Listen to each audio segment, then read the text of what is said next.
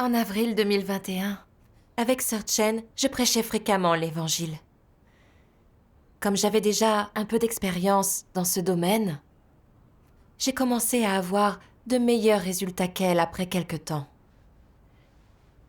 Je me pavanais devant elle en lui montrant comment moi je m'y prenais et comment je répondais aux questions des convertis potentiels. J'étais toujours extrêmement précise. Sœur Chen était réellement subjuguée. Une fois, quelques frères et sœurs ne sont pas venus à une réunion. Alors j'ai échangé avec eux et ils ont recommencé à assister aux réunions. Je savais que c'était Dieu qui les avait guidés, qui avait touché leur cœur. Mais je m'en suis félicitée en pensant que j'y étais pour quelque chose.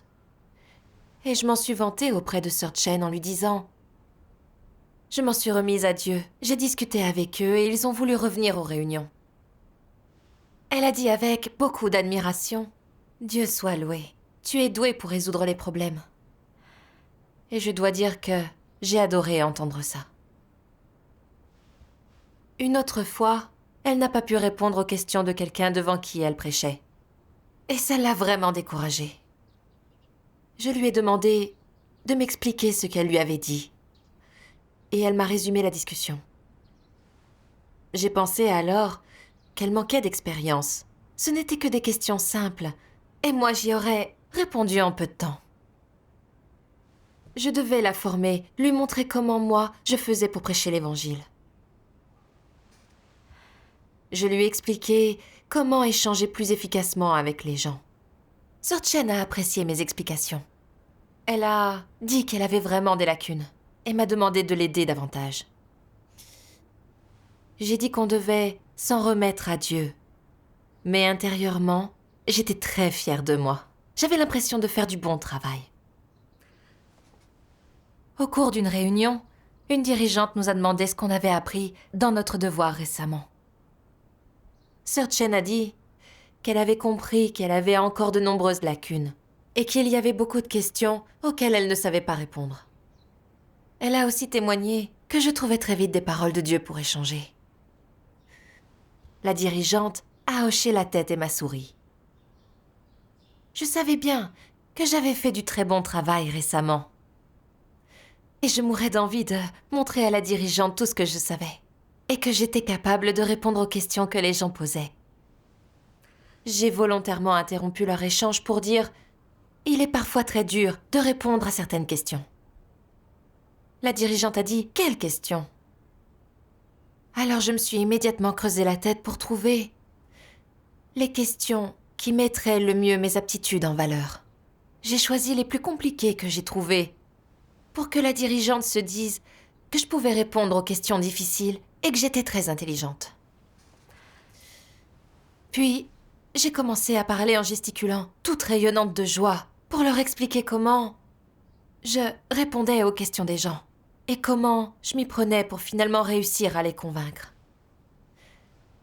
J'ai exagéré la difficulté de certaines situations, comme si j'étais la seule capable de résoudre ces problèmes.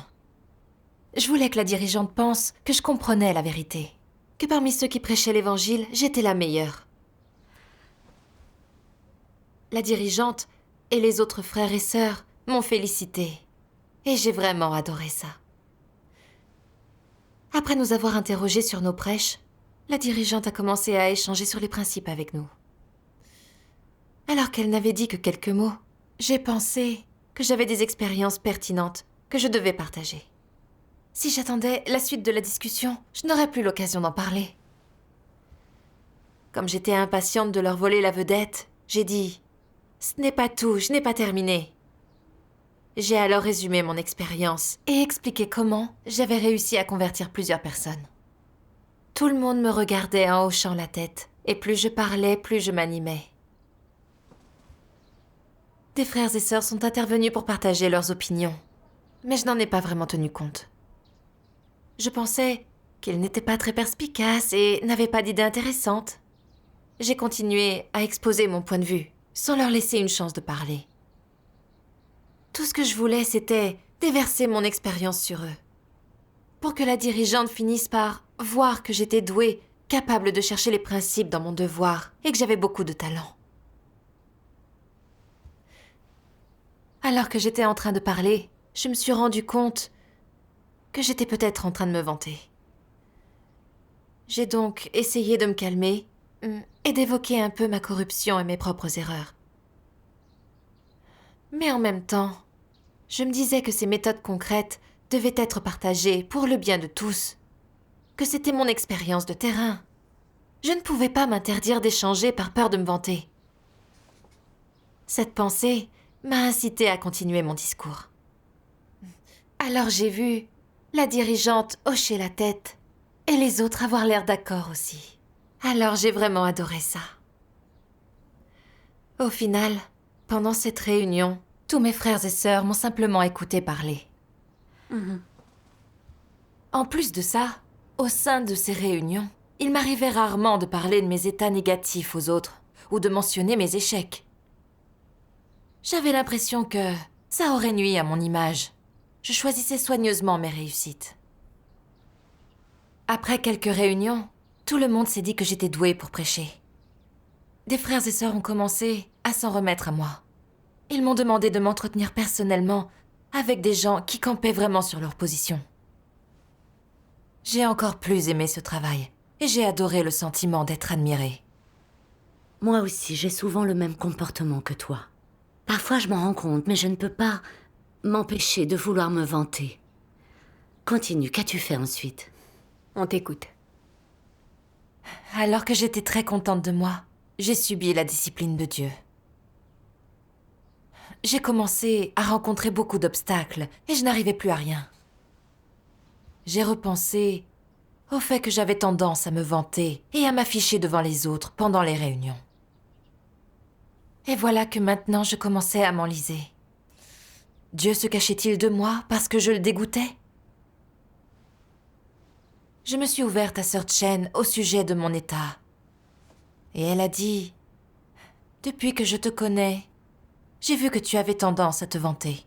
À une réunion avec la dirigeante, tu n'avais pas arrêté de parler. Tu lui avais coupé la parole, tu ne la laissais jamais finir.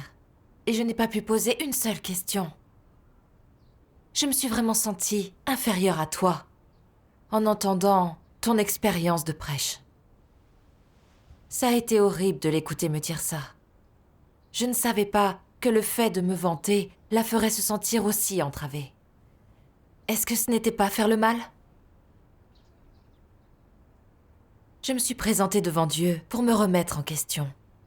Et je me suis souvenue de ces paroles de Dieu.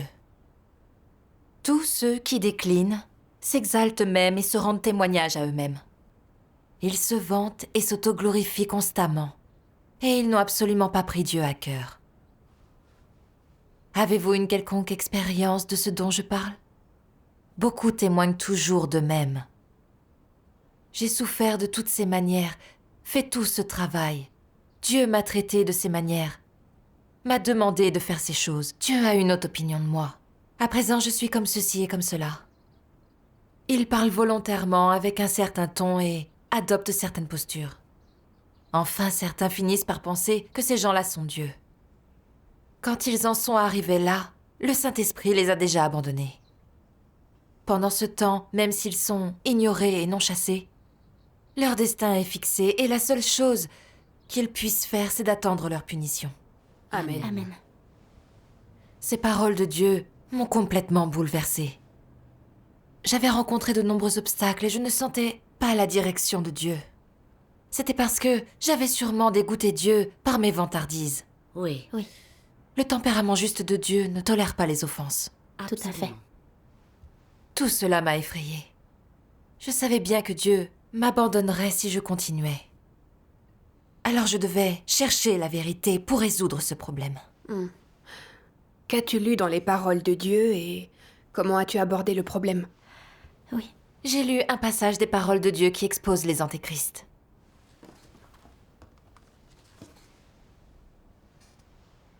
S'exalter et témoigner de soi-même, se vanter, essayer de se faire apprécier. Voilà ce dont l'humanité corrompue est capable. C'est une réaction instinctive de l'homme quand il est gouverné par sa nature satanique. C'est une chose commune à toute l'humanité corrompue. Comment les gens s'exaltent-ils et témoignent-ils d'eux-mêmes? Comment atteignent-ils cet objectif? Ils le font en témoignant de l'ampleur de leur souffrance et de leur travail et de leurs grands efforts. Ils parlent de ces choses comme d'une forme de capital personnel. C'est-à-dire qu'ils utilisent ces choses-là comme un capital par lequel ils s'exaltent, ce qui leur procure une place plus élevée, plus stable et plus sûre dans l'esprit des gens. Si bien que davantage de gens les estiment, les admirent, les respectent, et même les vénèrent, les idolâtrent et les suivent. Ainsi est l'effet ultime. Est-ce que les choses qu'ils font pour atteindre ce but, s'exalter et témoigner d'eux-mêmes, sont réellement raisonnables? Non. Elles sont au-delà du champ de la rationalité. Ces gens n'ont aucune honte. Ils témoignent effrontément de ce qu'ils ont fait pour Dieu et des souffrances qu'ils ont endurées pour lui. Ils vont même jusqu'à se vanter de leurs dons, de leurs talents, de leur expérience et de leurs compétences particulières, ou de leur façon de se conduire et de leurs moyens pour manipuler les autres.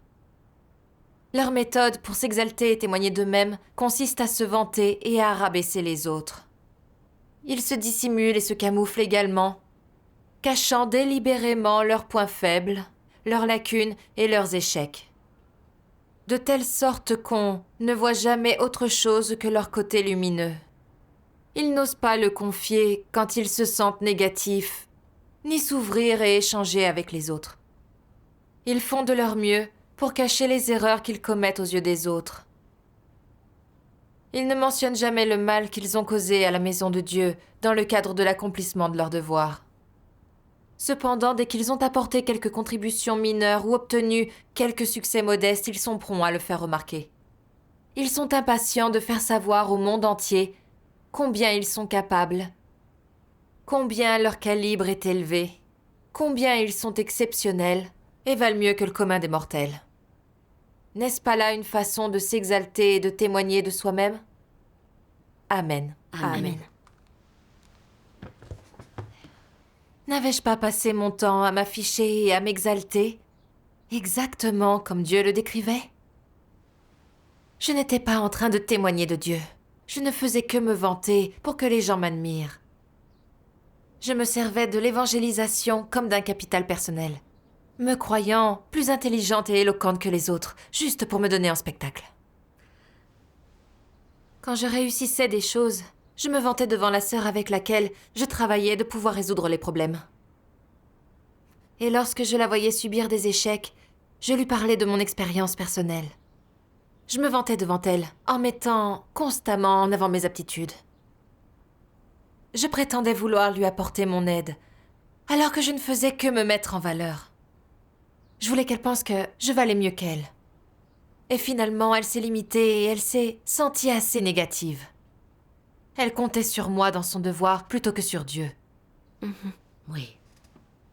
Quand la dirigeante était venue, j'avais épaté la galerie pendant toute la réunion, exagérant les problèmes que j'avais résolus pour me mettre en valeur afin que la dirigeante ait une haute opinion de moi. Qu'elle me croie talentueuse et capable de résoudre de vrais problèmes. Quand la dirigeante avait parlé des principes, je n'avais même pas attendu qu'elle finisse de parler pour intervenir et souligner comment je prêchais l'évangile en accord avec ses principes, étalant mes aptitudes pour gagner l'estime des autres. Je me suis rendu compte que j'étais vraiment méprisable et sournoise. Oui. Comme je me vantais et interrompais les gens aux réunions, sans laisser aux autres l'occasion d'échanger, ces réunions étaient devenues mon spectacle. Et je volais aux autres la possibilité de résoudre leurs questions. J'étais incapable de me taire pour écouter l'expérience des autres et méditer les paroles de Dieu. Je ne faisais que me demander quoi raconter pour obtenir l'admiration des autres. Alors je n'apprenais jamais grand-chose pendant les réunions. Oui. J'avais conscience de mes défauts et de mes insuffisances. Mais j'avais peur d'abîmer l'image que les autres avaient de moi. Alors je taisais volontairement mes lacunes et je parlais uniquement de mes réussites. Ça a incité les autres à m'admirer et à compter sur moi. Finalement, je les amenais devant moi. Et non seulement ça ne m'effrayait pas, mais je m'en délectais. J'ai compris que par mon comportement, au lieu d'essayer de satisfaire Dieu en faisant mon devoir, je trompais et je piégeais tous ces gens. Oui. Oui. Se vanter en permanence est vraiment trompeur. Et c'est un grave problème. C'est vrai. Moi aussi, j'ai tendance à me vanter régulièrement. Je devrais me remettre en question. À ton avis, quel genre de nature conduit à avoir ce type de comportement? Bonne question. J'ai lu ce passage des paroles de Dieu qui m'a aidé à comprendre ma nature et mon essence. Je vais vous le lire. D'accord.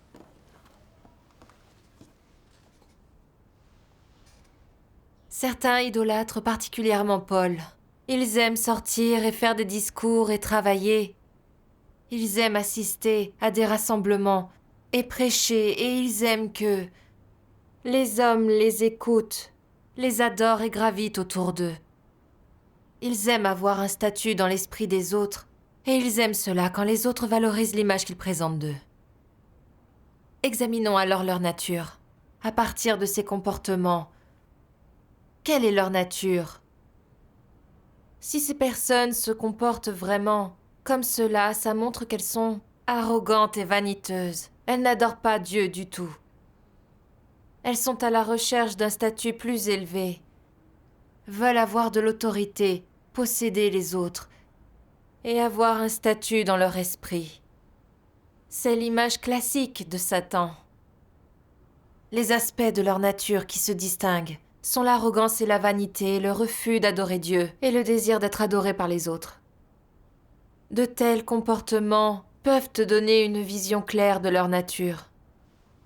Amen. Amen. Cette lecture m'a permis de comprendre que quand on se vante constamment, on est contrôlé par une nature arrogante.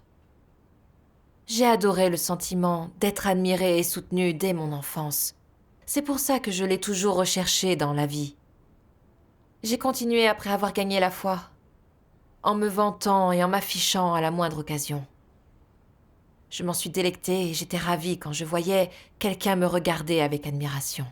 Moi aussi. Prêcher l'Évangile était ma responsabilité, c'était mon devoir. Et tous mes succès étaient dus à la direction de Dieu. Mais j'étais contrôlée par l'arrogance et usais de mes dons ou de mon expérience comme d'un capital. J'avais l'impression d'être une personne talentueuse et indispensable, et je dédaignais tous les autres. Je saisissais également chaque occasion que j'avais de me vanter devant les frères et sœurs de mon efficacité pour prêcher l'Évangile. Mais je ne mentionnais jamais mes défauts ni mes échecs. Ainsi, les frères et sœurs ont commencé à compter sur moi au lieu de se tourner vers Dieu. Et Dieu n'avait pas de place dans leur cœur. Oui. Dieu devrait avoir la place la plus sacrée dans le cœur des gens. Mais j'amenais les gens devant moi, alors il n'y avait de place que pour moi dans leur cœur. N'étais-je pas en train de rivaliser avec Dieu pour le statut? Absolument. J'ai pensé à Paul qui était, lui aussi, très arrogant à l'ère de la grâce.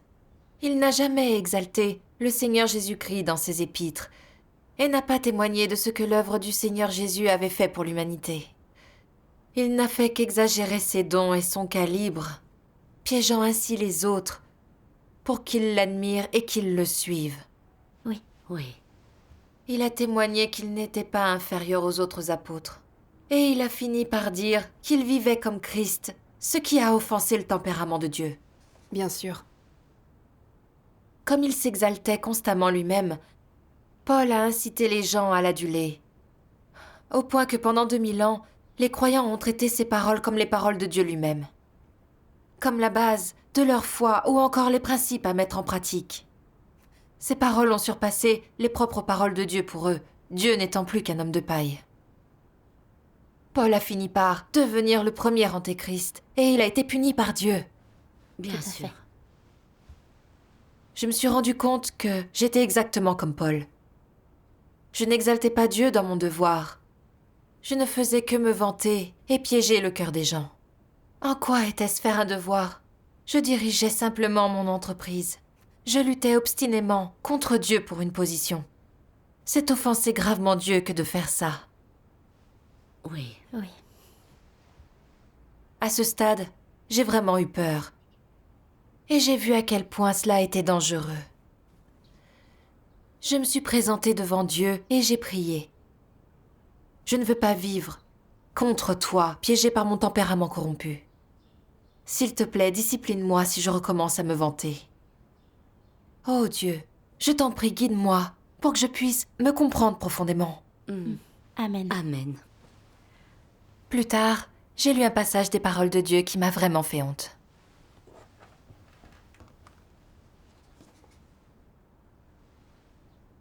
Ne crois jamais tout comprendre.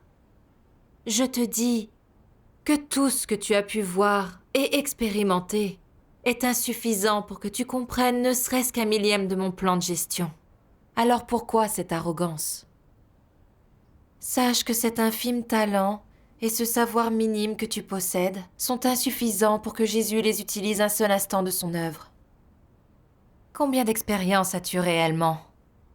Tout ce que tu as pu voir, toutes les choses que tu as pu entendre dans ta vie, ainsi que tout ce que tu as pu imaginer, tout cela est inférieur à l'œuvre que je réalise en un instant. Tu ferais mieux de ne pas pinailler ni critiquer. Sois aussi arrogant que tu le veux, mais tu n'es qu'une créature, même inférieure à une fourmi. Tout ce qui est contenu dans ton ventre vaut bien moins que ce qu'il y a dans le ventre d'une fourmi. Ne pense pas que parce que tu as acquis de l'expérience et de l'ancienneté, tu peux être effronté et faire de beaux discours. Ton expérience ainsi que ton ancienneté, ne sont-elles pas le fruit des paroles que j'ai prononcées? Crois-tu qu'elles sont un échange pour ton propre travail et labeur? Aujourd'hui, tu vois que je suis devenue chair et uniquement à cause de cela, il y a en toi une surabondance de concepts et donc d'innombrables notions. Sans mon incarnation, même si tu possédais d'extraordinaires talents, tu n'aurais pas tant de concepts. Et tes notions ne viennent-elles pas de ces derniers? Amen. Amen. Ça sonne juste. Je n'avais pas la réalité de la vérité. Je connaissais juste un peu de doctrine. Comme j'avais acquis un peu d'expérience et travaillé un peu, je méprisais tout le monde et Dieu également. Par là, je volais la gloire de Dieu. J'étais arrogante au-delà de toute raison. Quand je prêchais l'Évangile, j'avais en réalité conscience que c'était Dieu qui défendait sa propre œuvre. Parfois, quelqu'un posait une question à laquelle je ne savais pas répondre. Alors je priais Dieu, et je trouvais la réponse, car le Saint-Esprit m'avait éclairée. Oui, bien sûr. D'autres fois, je n'avais pas à dire grand-chose. Il me suffisait de lire des paroles de Dieu. Ainsi, les gens reconnaissaient la voix de Dieu et décidaient d'étudier son œuvre des derniers jours. Je voyais bien que ce n'était que le fruit des paroles de Dieu, que c'était lui qui touchait le cœur des gens. Absolument. Un jour, j'ai prêché l'Évangile aux frères d'une sœur de l'Église. Avant moi, un certain nombre de gens avaient déjà échangé avec lui. Mais il était entravé par ses notions et ne voulait pas en savoir plus. Je n'étais pas très sûre de moi. Et je m'étais un peu préparée en me basant simplement sur mon expérience. Alors quand je lui ai tenu le discours que j'avais préparé, il n'est pas seulement resté indifférent, il a répliqué selon ses croyances. Je ne savais pas comment faire avancer cet échange. Alors j'ai prié, je m'en suis remise à Dieu, lui demandant de m'aider et de me guider. Puis cet homme a regardé une vidéo de témoignage. Il a été ému et a décidé d'étudier la nouvelle œuvre de Dieu. C'est Dieu formidable. soit loué. J'ai été très surprise. Il avait complètement changé d'opinion en à peine plus d'une demi-heure. Je savais que ce n'était pas parce que je l'avais convaincu, mais parce que Dieu l'avait touché. Oui, tout à fait. Oui. Quand je n'avais pas les bonnes intentions dans mon devoir, j'avais beau essayer de faire de beaux discours, personne n'acceptait l'Évangile. Bien sûr. Mon expérience m'a montré que dans un devoir, nos talents et notre calibre ne jouent qu'un rôle secondaire et ne sont pas un facteur décisif. Oui, absolument. Les brebis de Dieu entendent sa voix. Ceux que Dieu a présélectionnés reconnaissent sa voix en entendant ses paroles et veulent étudier le vrai chemin. Si ce n'est pas quelqu'un que Dieu a choisi, aucun beau discours ne pourra le convaincre. Et même quelqu'un qui n'a aucun don, si son cœur est au bon endroit et qu'il s'en remet sincèrement à Dieu, pourra gagner sa direction et ce sera tout aussi efficace. Oui, C'est vrai. C'est vrai. Tous nos accomplissements dans nos devoirs viennent de l'éclairage du Saint-Esprit et de la direction des paroles de Dieu. Sans eux, quoi qu'on puisse croire sur l'instant, on ne touchera jamais un croyant potentiel. On apporte seulement une contribution minime et on s'en vante en volant la gloire de Dieu. C'est complètement absurde. Oui. J'ai eu l'impression d'avoir été aveugle. Je m'attribuais toute la gloire pour le moindre accomplissement. J'y voyais un moyen de me vanter encore plus. Je n'avais vraiment aucune honte. En repensant à la façon dont j'avais pu me vanter, je me suis sentie infâme. En réalité, je n'étais qu'un clown qui se donnait en spectacle. Si Dieu n'avait pas arrangé des situations difficiles pour moi et ne m'avait pas fait critiquer par une sœur, je serais restée engourdie sans aucune connaissance de moi-même. Quand j'en ai pris conscience, je me suis présentée devant Dieu et j'ai prié voulant me repentir et arrêter de m'exalter et de me vanter. Dieu soit loué. Comment as-tu pratiqué et es-tu entré après ça? Oui. Ensuite, j'ai consciemment cherché comment exalter Dieu et comment témoigner pour lui. J'ai lu un passage des paroles de Dieu. Laisse-moi le lire. D'accord.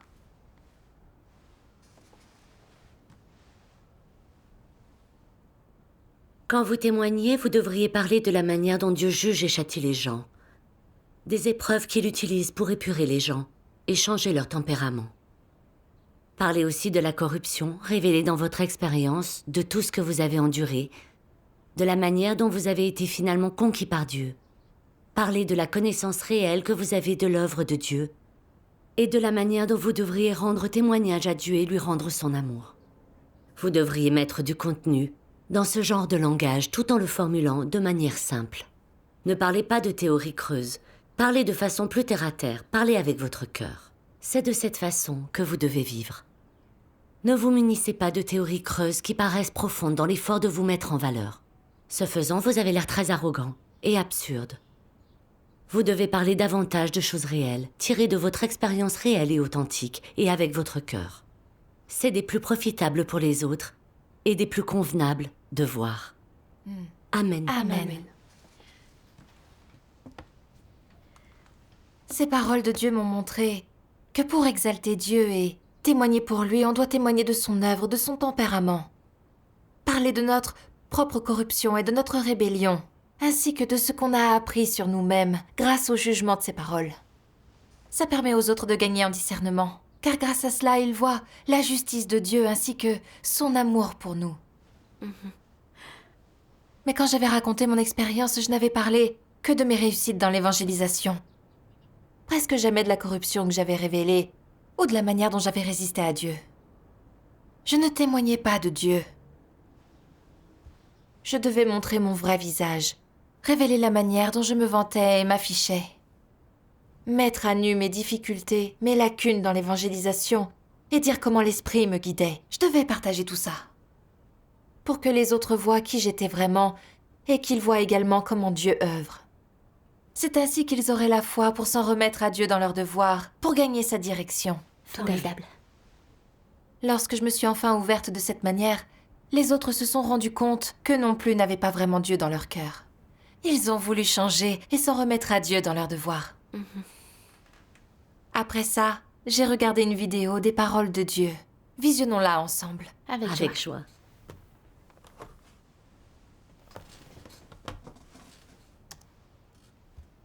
Dieu Tout-Puissant dit : quelle est votre compréhension du tempérament de Dieu, de ce qu'il a et est? Quelle est votre compréhension de son autorité, de sa toute-puissance et de sa sagesse? Quelqu'un sait-il depuis combien d'années Dieu œuvre parmi toute l'humanité et toutes choses? Personne ne connaît le nombre exact d'années jusqu'à ce jour de l'œuvre de Dieu et de sa gestion de toute l'humanité. Il ne raconte pas ces choses à l'humanité. Pourtant, si Satan faisait cela un peu de temps, le déclarerait-il? Il le déclarerait certainement. Satan veut se vanter lui-même de pouvoir tromper plus de gens et faire en sorte que plus d'entre eux lui attribuent le mérite. pourquoi Dieu ne raconte-t-il pas cette entreprise? Un aspect de l'essence de Dieu est l'humilité et l'effacement. Qu'est-ce qui s'oppose à l'humilité et à l'effacement? L'arrogance, l'impudence et l'ambition. Les antéchrists ne sont pas différents. Ils se vantent de chaque petite chose qu'ils font devant tout le monde. En les entendant, on dirait qu'ils témoignent de Dieu, mais si vous écoutez attentivement, vous découvrirez qu'ils ne témoignent pas de Dieu, mais friment et se donnent de l'importance. La motivation et l'essence de ce qu'ils disent est de rivaliser avec Dieu pour les élus et pour le statut. Dieu est humble et caché, et Satan s'exhibe. N'y a-t-il pas une différence? Satan pourrait-il être décrit comme humble? Non. À en juger par sa nature et son essence perverse, c'est un déchet sans valeur. Il serait extraordinaire que Satan ne se montre pas. Comment Satan pourrait-il être appelé humble? L'humilité est ce qui qualifie Dieu. L'identité, l'essence et le tempérament de Dieu sont nobles et honorables, mais ils ne se montrent jamais. Dieu est humble et caché. Il ne laisse pas les gens voir ce qu'il a fait, mais à mesure qu'il œuvre dans une telle obscurité, l'humanité est sans cesse pourvue, nourrie et guidée, et tout cela est arrangé par Dieu. N'est-ce pas par dissimulation et humilité que Dieu ne divulgue jamais ces choses, ne les mentionne jamais? Dieu est humble précisément parce qu'il est capable de faire ces choses, mais ne les mentionne ni ne les divulgue jamais, et n'en discute pas avec les gens. De quel droit peux-tu parler d'humilité quand tu es incapable de telles choses? Tu n'as accompli aucune de ces choses et cependant, tu persistes à t'en attribuer le mérite. C'est ce qu'on appelle être sans vergogne. En guidant l'humanité, Dieu accomplit un très grand travail et il préside à l'univers entier. Son autorité et son pouvoir sont tellement vastes et pourtant il n'a jamais dit « Ma capacité est extraordinaire ». Il reste caché parmi toutes choses, présidant à tout, nourrissant et pourvoyant à l'humanité, permettant à toute l'humanité de perdurer génération après génération. Prenons l'air et le soleil, par exemple, ou toutes les choses matérielles visibles nécessaires à l'existence humaine. Elles circulent toutes sans cesse. Que Dieu pourvoie aux besoins des hommes, la question ne se pose pas. Si Satan faisait quelque chose de bien, le tairait-il et resterait-il un héros méconnu? Jamais. De même, il y a dans l'Église des antéchrists qui ont déjà entrepris un travail dangereux ou qui ont déjà fait un travail préjudiciable à leurs propres intérêts, qui sont peut-être même allés en prison. Il y a aussi ceux qui ont autrefois contribué à un aspect du travail de la maison de Dieu. Ils n'oublient jamais ces choses.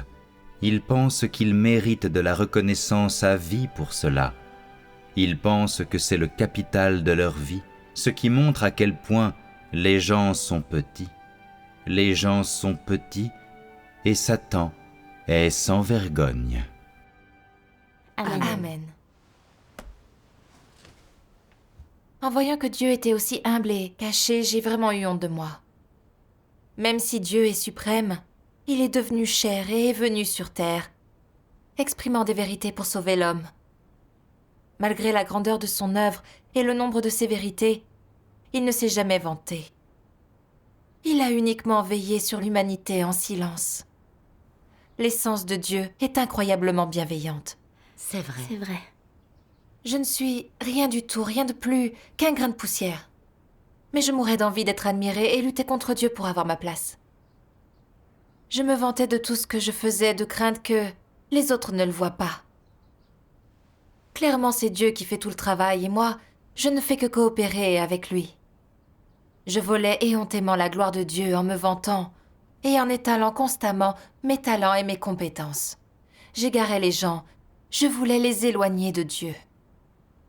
Plus j'y ai réfléchi, plus j'ai eu honte. Je dégoûtais tellement Dieu. Je ne voulais plus être ce genre de personne. Après ça, lors des réunions suivantes, j'ai arrêté de parler constamment de mes réussites. À la place, j'ai exalté Dieu et témoigné de lui. J'ai parlé davantage de ma corruption et de ma rébellion qui avait causé mes échecs. Et de la discipline et de la direction de Dieu qui m'avait permis de trouver un chemin de pratique. Enfin, je me suis ouverte sur mes intentions et je les ai expliquées, afin que les autres voient la justice de Dieu, qu'ils voient que je n'étais qu'une personne corrompue et qu'ils puissent en tirer une leçon. Dieu soit loué. Par moments, il m'arrive d'avoir encore un peu envie de me vanter. Quand je m'en aperçois, je prie et je renonce à moi-même. Je me suis sentie bien mieux quand j'ai mis en place cette pratique. Dieu soit loué. J'ai vraiment le sentiment que le jugement et le châtiment de Dieu m'ont été plus utiles que je ne peux l'exprimer. J'ai également goûté à l'amour de Dieu et à son salut. Dieu soit loué. Ton expérience m'a montré le chemin pour résoudre ma propre corruption. Dieu Dieu soit soit loué. loué. Dieu soit loué.